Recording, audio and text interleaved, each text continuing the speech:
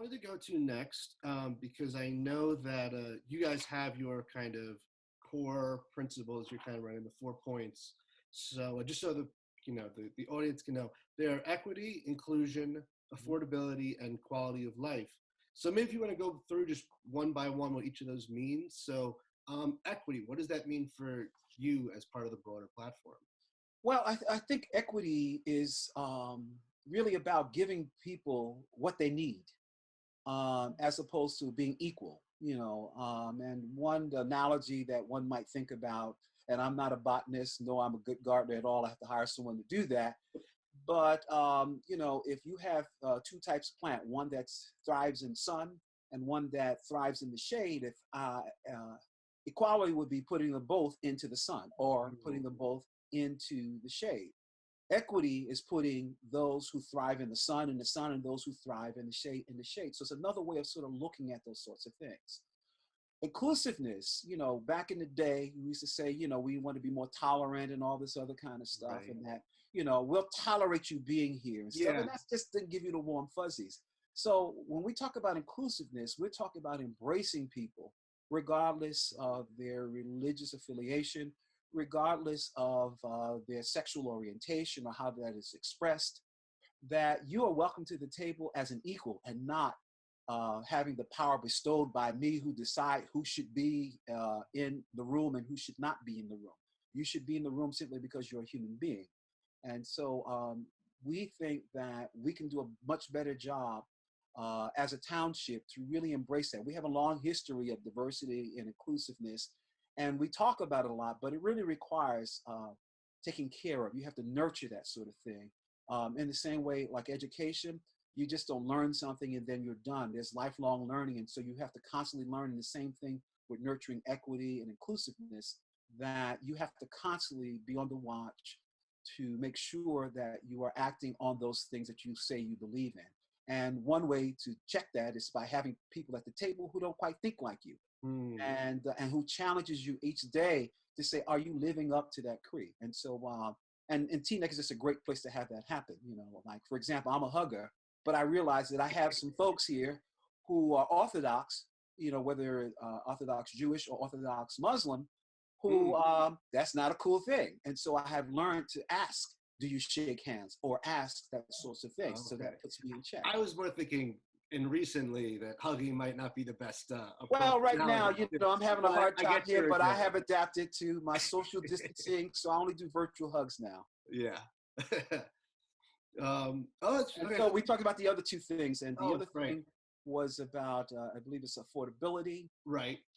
and about, what was the last one? Quality of life, last one. Quality of life. Affordability is really, once again, this goes back to dealing with these prickly challenges that we have here in Teaneck.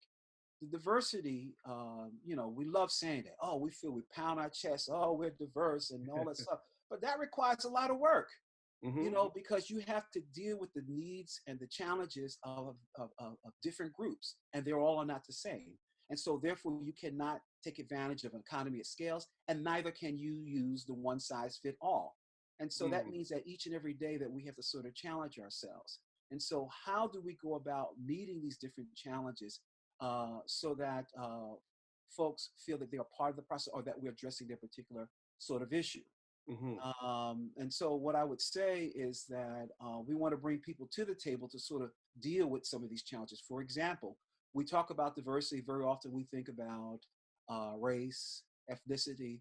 But if you look at the demographics of Teaneck and you go decade by decade, age-wise, we're pretty evenly distributed, somewhere around 13, 14%, meaning that 13, 14% of our group are between 0 and 10, 10 and 20, 20 and 30, 30 and 40.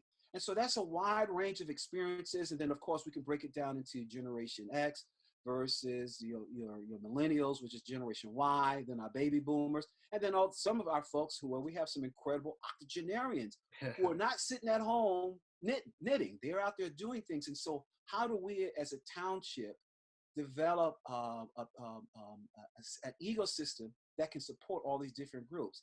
And the most important thing of any community or any life is where you're going to live.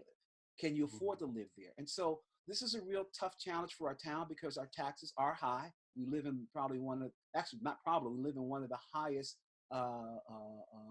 counties in the country in terms of Right. taxation, which is related with our schools. And so, one, we want to make sure that that money's being invested, not spent, but actually invested to Mm. improve the quality of A life. good distinction. Yeah. Yeah, and then also we want to make sure that we take care of these different demographic groups, whether it's age or race or social economic status, because we also care about that because that adds another sort of flavor to us. And so, in order to deal with these particular problems, I doubt very seriously that 7 council members have the wherewithal on their own to come up with that solution. And Mm. so, what I would do is reach out in a very aggressive way to whatever advisory committees, and I know we have quite a few on our council who are there to advise and sort of think about these problems, but even open it up to a wider group of people to say, okay, how do we deal with affordability? How do we have those who spend their lives here, raise their children here, to grow old in place? And Mm. then how do we provide affordable housing for our young people who want to live here? And what kind of resources and services, such as pre-K, Right.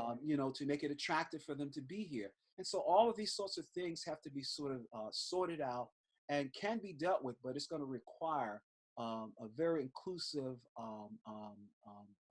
body, which exists in our town, to come up with those solutions.